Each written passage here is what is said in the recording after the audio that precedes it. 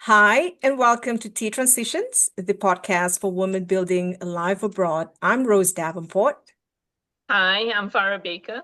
We're here for the unfiltered truth, the victories, the setbacks, the joys of your journey of change. And Tea Transitions is a podcast that shares the emotional, cultural, and personal journeys of women navigating major life changes from relocation and identity shifts to career pivots and more. Inspired by my own move from Singapore to the United States 25 years ago, I created Tea Transitions as a space to amplify the resilience and untold stories of women worldwide. So, whether you're starting afresh or in the middle of your journey or thinking of starting a journey, you are in the right place. So, without further ado, we introduce our guest for today, Kramer. Welcome, Faj. Thank you. Thank you for having me. Of course, thank you. So, if you can give us an overview of how you begin your transitions and where you land today. Well, for me, it's actually a little bit more than one move into the US. I actually went to school in the US back in 1982, and then stayed for about 7 years and moved back in 1989. That was a long time ago. And then we got married and came back. And moved back in 1997 to Malaysia. And my husband was working there. So he lived there for 15 years, and then we decided that it was time to come back. So it was essentially my turn to come Nice. back. Yeah, to the US. Yes. So before you moved to the US, mentally and physically, what are the preparation that you did for yourself? Well, so I guess the final move, we, already have three children, and they were growing up. So I had a little bit of a concern of how I would raise them in the US, being, biracial, I should say, or binational. And so I was kind of concerned about that. So how did I prep myself? I just, we've got families in both sides, and I was thinking, okay, they're gonna be with their grandparents and their aunts and uncles here. So that was, I think, something that I thought was calming me a little bit. You know what I mean? Yes. Now, when you just to take it back a couple of notches, now you came here for studies, you stayed 7 years, and then you went back to Malaysia. Was there a shift in your perception when you did that, having studied here for 7 years and moving back? Um, so, I mean, I lived for the last 2 years before I moved back to Malaysia.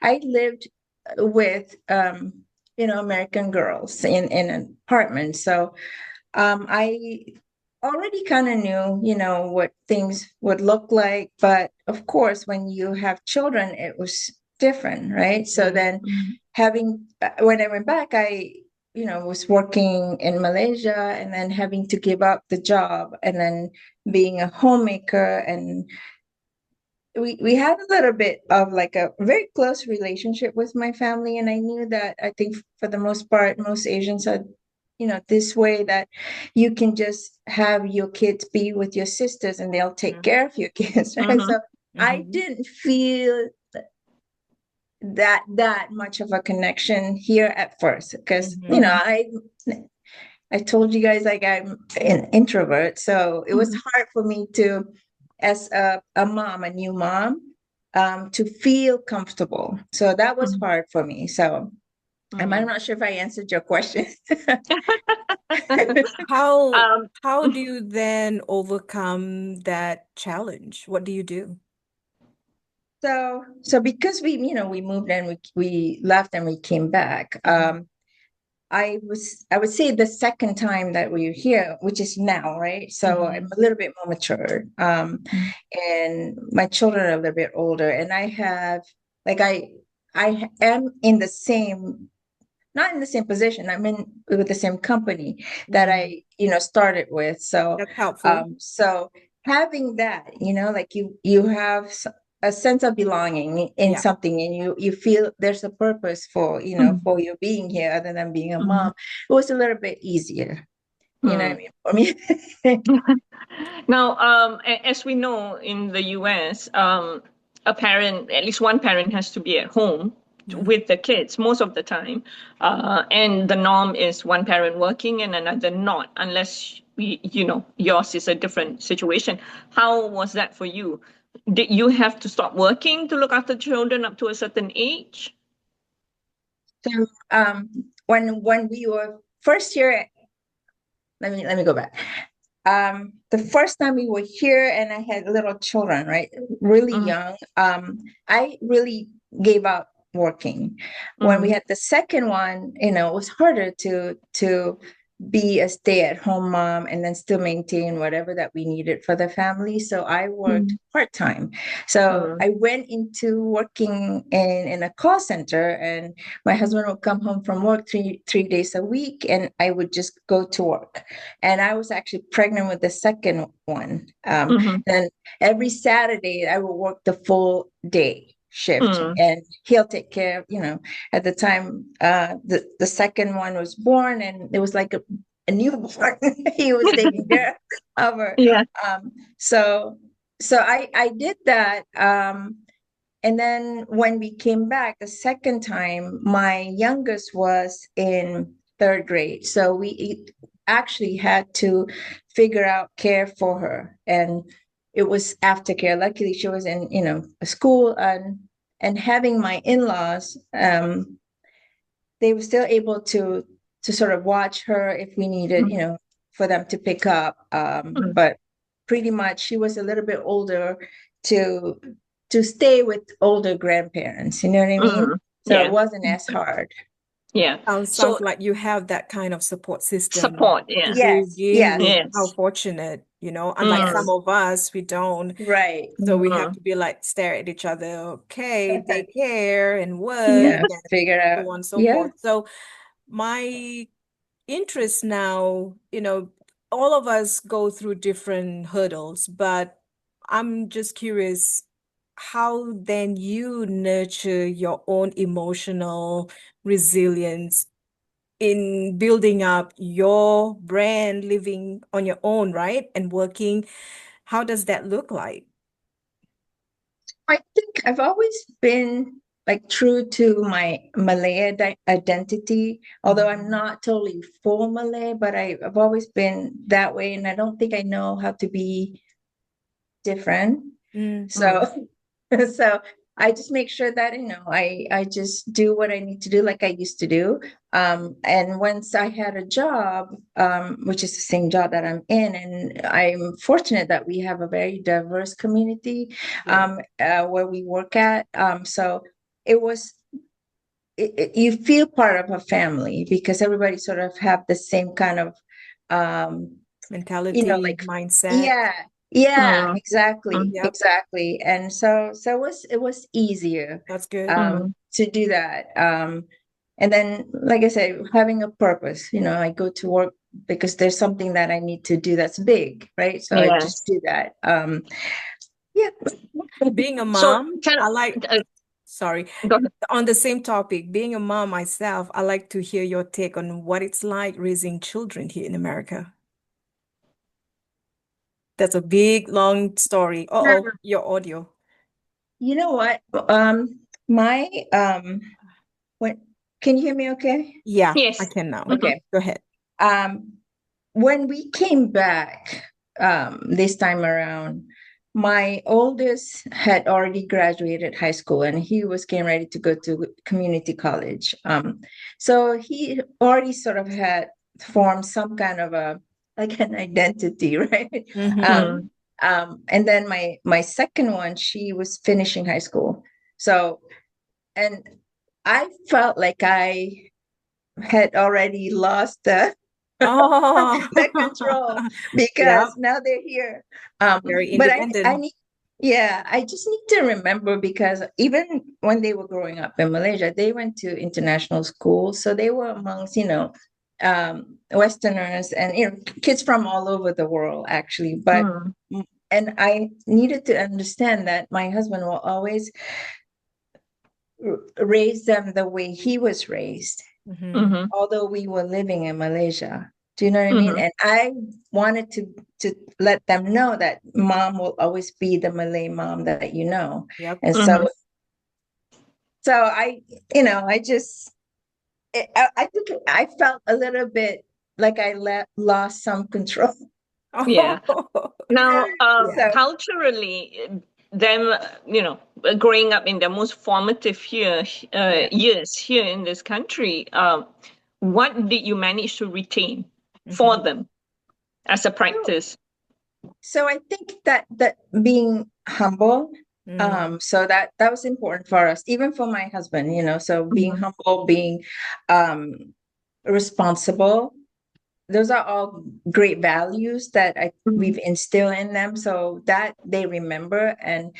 Mm-hmm. And being like they grew up in a different culture in Malaysia, so they understood and can appreciate people mhm. from other different backgrounds, so they see the world differently, so Yeah. that's great for us, you know what I mean. Mm-hmm. Now, can you let us know what is your job currently? What are you working as? So I am the head of school in a private Montessori school in Frederick.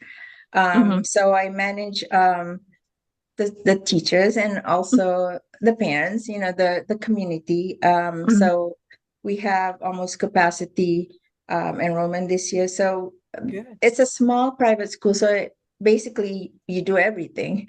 Yeah. Yeah. You Mm-hmm. know what I Mm-hmm. mean? But I do have a great team of staff. Mm-hmm. And I think it's important to be humble in what you do.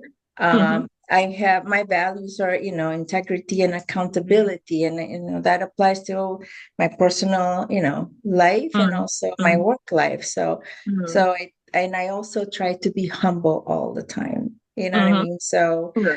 I may hit the school, but I'm not necessarily, I need to respect people. correct. Yeah. Talk a Yeah. little bit then about the school system. You are definitely in a position to be able to share your opinion today in comparison to the school system here in America versus Yes. outside of the States. So let me see. Are we thinking that the comparison between Malaysia and here, Sure. or Yep.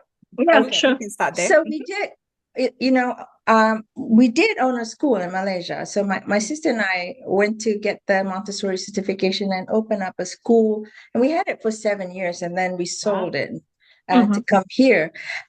But the difference I can see is in regulations for sure. Mm, It's in Maryland, it's everything is really highly regulated and for a reason, you know what I mean? So Mm-hmm. um, so I had to learn how things are done here. And I think it's important to understand, it's not just about owning a bit. I don't own the business, so it's not just mhm, about the financial aspect of running the business.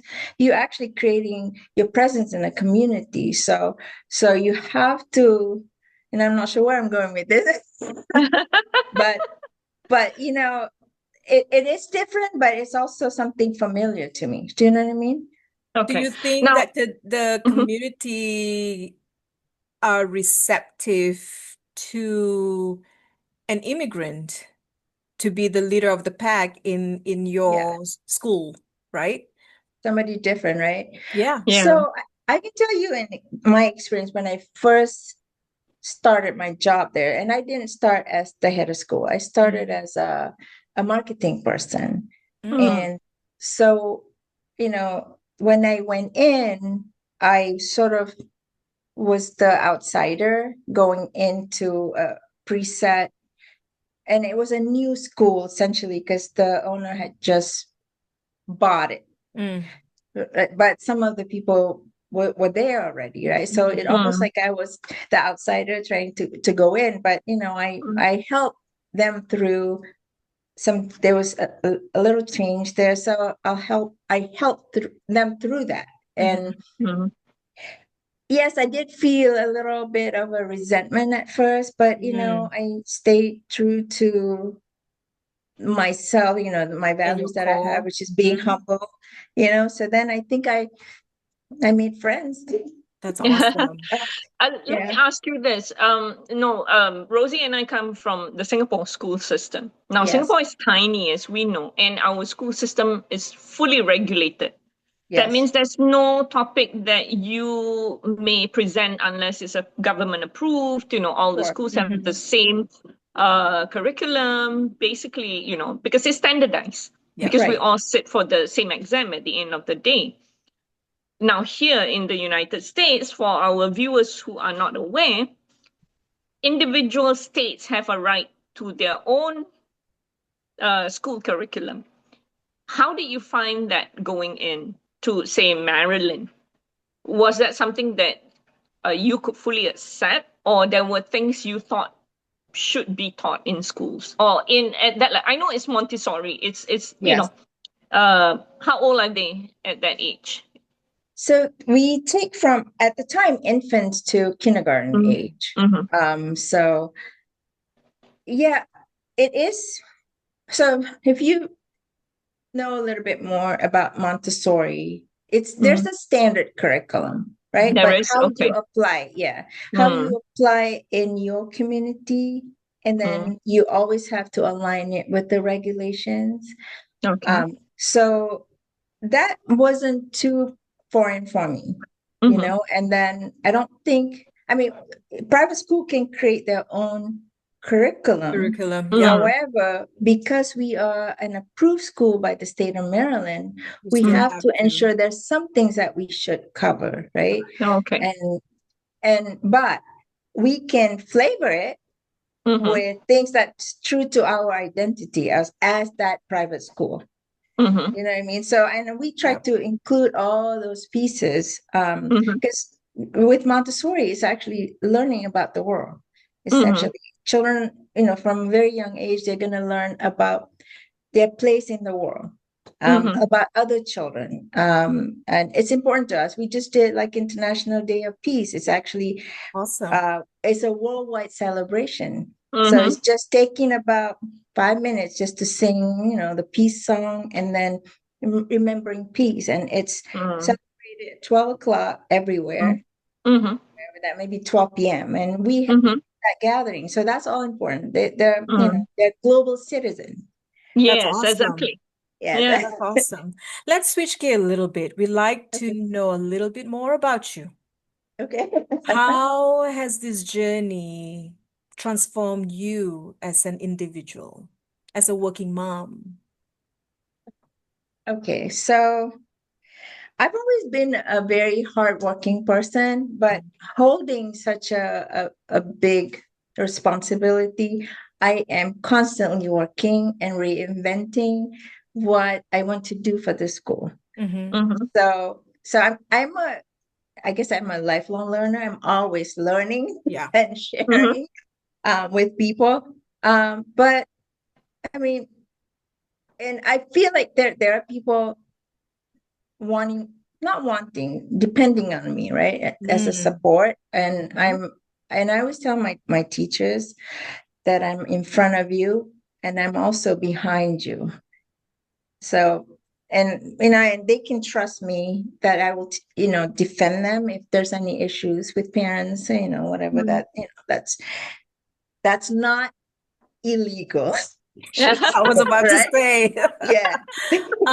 Then with that said, what's been your biggest challenge in your surrounding, in what you do today?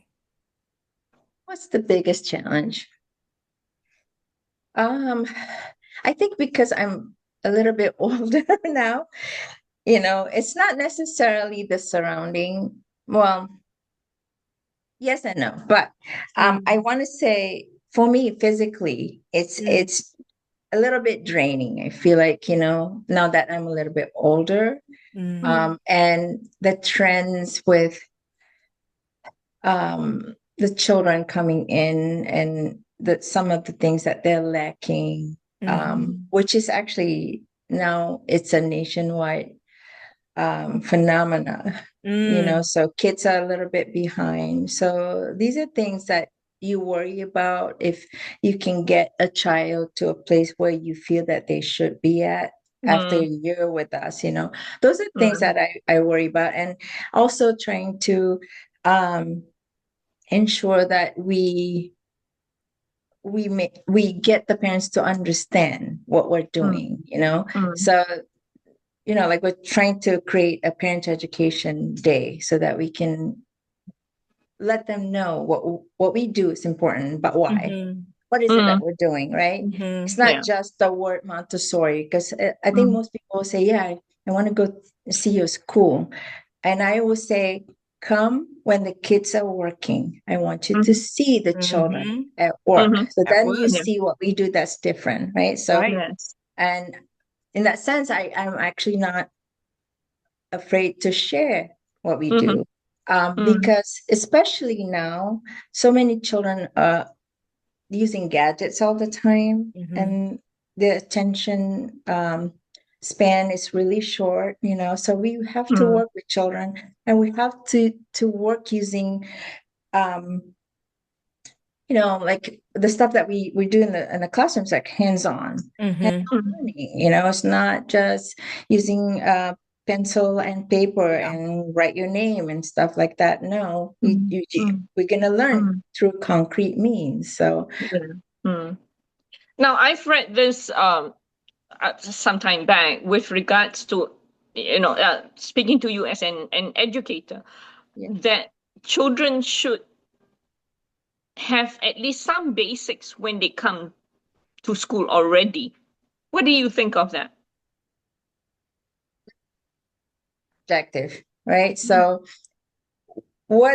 some parents will say my child knows ABCs and 1, 2, 3. But what does that mean? For us, it has to be concrete, and that understanding has to be concrete. It's not rote learning. So then, it's different. The kids come with different abilities, and we have to be inclusive, right? Because sometimes you don't realize, just being in a group of children, they can't thrive. Or you learn a little bit more about them, and you realize maybe they need something else, right? So, but it's important to have that partnership with families. So it's, at work, I feel like I'm on all the time, right? Because you're that salesperson, you're that customer service person, and but you're also the nurse, the Yeah. counselors, all those things. Yeah. So yeah. So with that, what do you do to put yourself away from that mode, the working mode? What do you do to ground yourself and take care of your mental being, your well-being? What do you do? So I try to, whenever I come home, I try to reset my brain and actually pray, try to, do the prayers. I love to cook. I love to create stuff in the kitchen. I think I'm creative that way. You must be a good And cook then. well, I've made stuff and people have liked them. I like to make things for people. So Yeah. like I would make the teachers at school love my apple cake. So I would make the Oh, apple cake and and take it to school. I like to share the food. I also love to sing. So I love to sing, and I play a little bit of guitar. So I come up from a musically, nice. musical background family. So I love to sing. I'm not that great at guitar playing, but I entertain myself that way. That's awesome. So you have passion, not just by teaching, but also you have hobbies, which Yes. we have to really keep our mind going and keep our mind busy in doing things that we love, right? Yes. But is there any tradition or ritual that you keep yourself in your home to keep the peace, to keep the same mindset? Because we live today, especially here in the US, there's so many challenges, Yeah. surrounding us. Is there any tradition or ritual that you practice to keep you grounded? I mean, for me, it's a lot of it is prayers and just reciting it as I Mm-hmm. go, and then always telling myself this will pass, that it's not going to be the problem forever. I just have Mm-hmm. to get through it, right? Yeah. And Mm-hmm. I'm always remembering that there's a different perspective, and that this is not just how I should see things, that Yeah, I should ensure that, it's hard to do, right? But it is. but I try to remember that there's a different reason why things happen this way, and then it will pass. And then there's Mm-hmm. always, there's that the ayat, through Mm-hmm. Mm-hmm. with hardship there's ease. So I always have to Mm-hmm. remember that tomorrow will Mm-hmm. be different. I'll get through Mm-hmm. it. Right? Inshallah. Yep, Inshallah. Yeah. yep, Yeah. I know yep. at school, like we work with teachers get sick, right? So Mm-hmm. and you'll go to school, I'll get a text in the morning, I'm sick, I can't come in. And then you'll be like, okay, I already have one person's schedule out today because of whatever appointments she's at, and then you have one more. But we always say in school, um, it will work out. Yeah. Somehow it will work out. Mm-hmm. Right? Mm-hmm. Yeah. Alhamdulillah, always. Yeah. So now that your kids are and I know your little one is also out of the house Yes. now, she's in Yeah. college. Yeah. How is it being an empty nester for you and your husband? Um, it was odd at first, but I think we got used to it. There's stuff that we need to do, get done. Yeah. Last weekend we were cooking together in the kitchen, so it's like, Mm, um, I think not that I enjoy, it's quiet, but I get to rest a little bit. But my kids don't live too far away from us, mm-hmm. except for my son, and he's in Colorado, but. Um, Alia will always come by. And the youngest, she's an hour away. So Mm. she'll come home. You know what I mean? Yeah. But some days it's like just the two of us looking at each other, like, what do we talk about now? you know? Yeah. Do Yeah. Yeah. you do you have any advice to our listeners who are planning to move overseas? There's a lot of individuals who are looking at opportunities living overseas, thinking that they can also be a language teacher, teaching English, for example. If there is any advice or preparation that you think would be good for them to follow, what would that be? I think they need to ensure that mentally they're prepared to be alone, Mm, right? Because they might end up in a community where they don't have connections, mm, but also reaching out if they can. And I don't know how they would do that. I know I've heard stories that people have reached out through Facebook to, Mm-hmm. Malaysians living abroad. And I think Mm-hmm. if you have a little bit of a connection that way, it makes it easier. But Yeah. be mindful that you might have to sort of be alone for a little bit. Are you strong Mm-hmm. enough to do that? yeah, However, I do believe that, right now we can connect daily through WhatsApp. And I don't know if FaceTime works or not overseas, but video calls, yeah, Facebook calls, yeah, Yes. So the yeah, world is smaller, right? Yes. So, yeah, and I think for the most part, things are similar, except for maybe culturally. yeah. Mm-hmm. Culturally, things are different, but you can, if you need to cook, you can go find stores, you don't want to limit yourself, so like if you're worried you can't find halal food, okay, for a while just eat, things like shrimps, fish, whatever, until you figure out. But there's always online stores you can buy these things. Yeah. So I think it's a little bit easier these days. If you live Absolutely. overseas, a little bit easier, because I think, like, for me, I'm Malay, kind of like you, Farah, like part something else, right? Yes, we are Yeah, part. yeah. Yeah. So I think we see people that look like us everywhere now. Like just the other day, I just gave a tour to a lady that she's from Indonesia, and I thought, wow, Frederick, small, Mhm. but somebody familiar, right? Yes, And I was correct. able to speak in Bahasa Indonesia a little bit with her. There you So go. Mm-hmm. that was comforting. Yes. I think that is key in terms of, once you feel that comfort level, that makes Yes. it closer to home, you know. Yeah. And that is the most important thing, to be able to connect to someone on that Yes. level, right? Yeah. Sure. Mm-hmm. Yeah. It's good. It's good to find your community, So Mm-hmm. it may not be like, I always try to meet with you guys in Virginia, but in Hagerstown there's not too many. Yeah. Just only one other one from Yeah. Singapore, and I hardly see her either, you know what I Yeah. mean? So, Mm-hmm. but yeah, I mean, but I find in my work, we have teachers from India, Mm-hmm. um, from the Philippines. So that's close enough for me. There you Yes. go.